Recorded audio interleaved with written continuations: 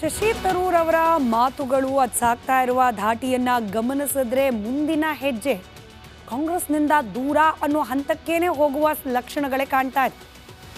ಶಶಿ ತರೂರ್ ಅವರು ಕೇರಳದ ಪ್ರಬಲ ರಾಜಕಾರಣಿ.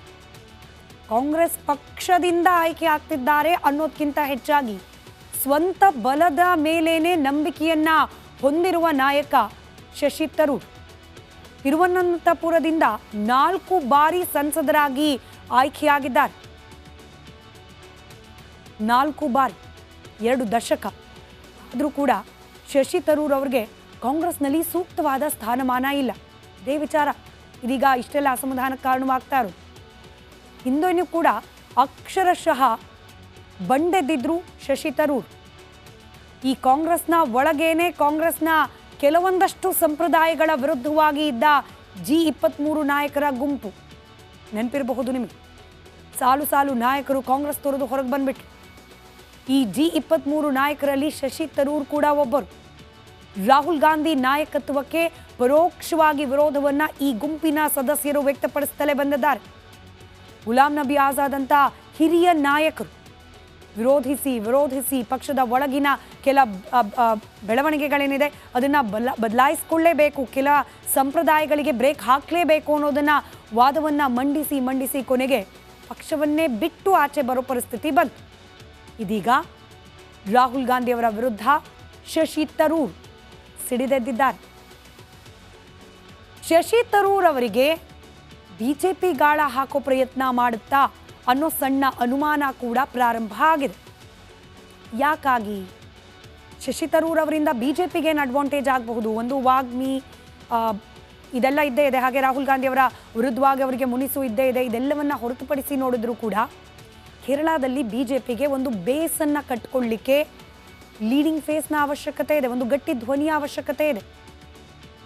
ಕೇರಳದಲ್ಲಿ ತರೂರ್ ನೇತೃತ್ವದಲ್ಲಿ ಪಕ್ಷ ಸಂಘಟನೆ ಮಾಡುವ ಪ್ಲಾನಿಂಗ್ ಬಿಜೆಪಿ ಪಾಳೆಯದೊಳಗೆ ನಡೀತಾ ಇದೆಯಾ?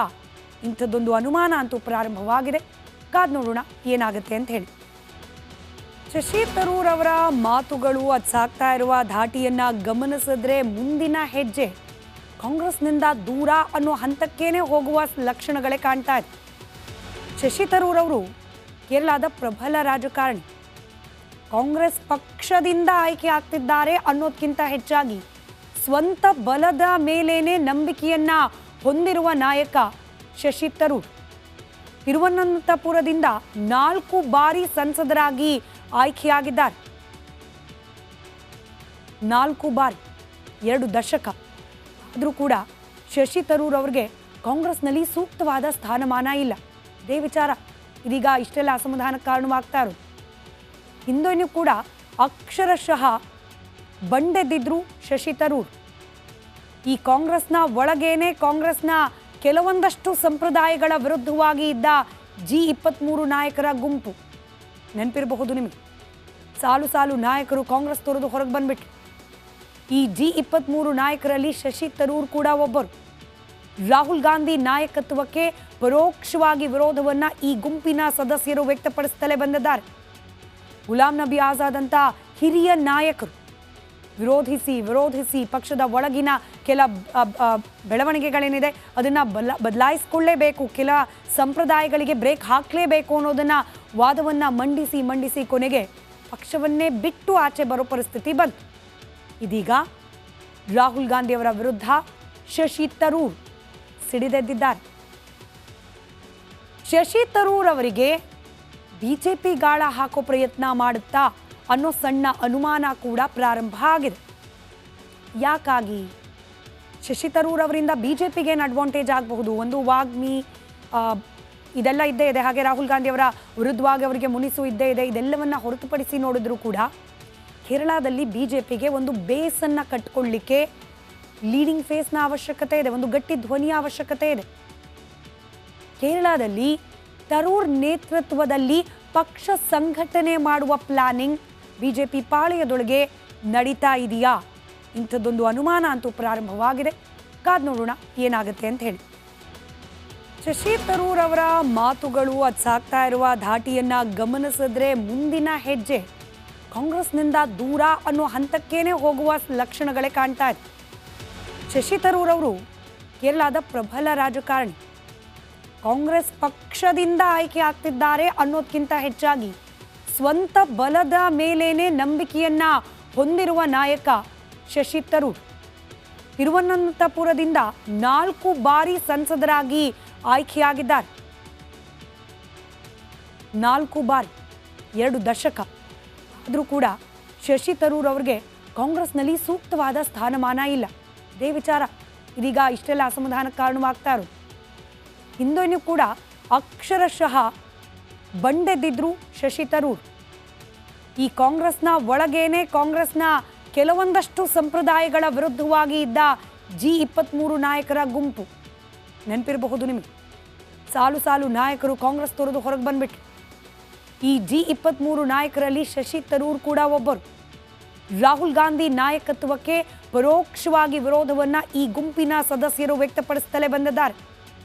ಗುಲಾಂ ನಬಿ ಆಜಾದ್ ಅಂತ ಹಿರಿಯ ನಾಯಕರು ವಿರೋಧಿಸಿ ಪಕ್ಷದ ಒಳಗಿನ ಕೆಲ ಬೆಳವಣಿಗೆಗಳೇನಿದೆ ಅದನ್ನು ಬದಲಾಯಿಸಿಕೊಳ್ಳೇಬೇಕು, ಕೆಲ ಸಂಪ್ರದಾಯಗಳಿಗೆ ಬ್ರೇಕ್ ಹಾಕಲೇಬೇಕು ಅನ್ನೋದನ್ನ ವಾದವನ್ನು ಮಂಡಿಸಿ ಕೊನೆಗೆ ಪಕ್ಷವನ್ನೇ ಬಿಟ್ಟು ಆಚೆ ಬರೋ ಪರಿಸ್ಥಿತಿ ಬಂತು.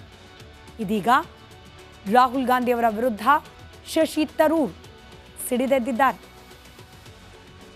ಶಶಿ ತರೂರ್ ಅವರಿಗೆ ಬಿಜೆಪಿ ಗಾಳ ಹಾಕೋ ಪ್ರಯತ್ನ ಮಾಡುತ್ತಾ ಅನ್ನೋ ಸಣ್ಣ ಅನುಮಾನ ಕೂಡ ಪ್ರಾರಂಭ ಆಗಿದೆ. ಯಾಕಾಗಿ? ಶಶಿ ತರೂರ್ ಅವರಿಂದ ಬಿಜೆಪಿಗೆ ಏನು ಅಡ್ವಾಂಟೇಜ್ ಆಗಬಹುದು? ಒಂದು ವಾಗ್ಮಿ ಇದೆಲ್ಲ ಇದ್ದೇ ಇದೆ, ಹಾಗೆ ರಾಹುಲ್ ಗಾಂಧಿ ಅವರ ವಿರುದ್ಧವಾಗಿ ಅವರಿಗೆ ಮುನಿಸು ಇದ್ದೇ ಇದೆ. ಇದೆಲ್ಲವನ್ನ ಹೊರತುಪಡಿಸಿ ನೋಡಿದ್ರು ಕೂಡ ಕೇರಳದಲ್ಲಿ ಬಿಜೆಪಿಗೆ ಒಂದು ಬೇಸನ್ನು ಕಟ್ಕೊಳ್ಳಿಕ್ಕೆ ಲೀಡಿಂಗ್ ಫೇಸ್ನ ಅವಶ್ಯಕತೆ ಇದೆ, ಒಂದು ಗಟ್ಟಿ ಧ್ವನಿಯ ಅವಶ್ಯಕತೆ ಇದೆ. ಕೇರಳದಲ್ಲಿ ತರೂರ್ ನೇತೃತ್ವದಲ್ಲಿ ಪಕ್ಷ ಸಂಘಟನೆ ಮಾಡುವ ಪ್ಲಾನಿಂಗ್ ಬಿಜೆಪಿ ಪಾಳೆಯದೊಳಗೆ ನಡೀತಾ ಇದೆಯಾ? ಇಂಥದ್ದೊಂದು ಅನುಮಾನ ಅಂತೂ ಪ್ರಾರಂಭವಾಗಿದೆ. ಕಾದ್ ನೋಡೋಣ ಏನಾಗುತ್ತೆ ಅಂತ ಹೇಳಿ. ಶಶಿ ತರೂರ್ ಅವರ ಮಾತುಗಳು, ಅದು ಸಾಕ್ತಾ ಇರುವ ಧಾಟಿಯನ್ನ ಗಮನಿಸಿದ್ರೆ ಮುಂದಿನ ಹೆಜ್ಜೆ ಕಾಂಗ್ರೆಸ್ನಿಂದ ದೂರ ಅನ್ನೋ ಹಂತಕ್ಕೇನೆ ಹೋಗುವ ಲಕ್ಷಣಗಳೇ ಕಾಣ್ತಾ ಇದೆ. ಶಶಿ ತರೂರ್ ಅವರು ಕೇರಳದ ಪ್ರಬಲ ರಾಜಕಾರಣಿ.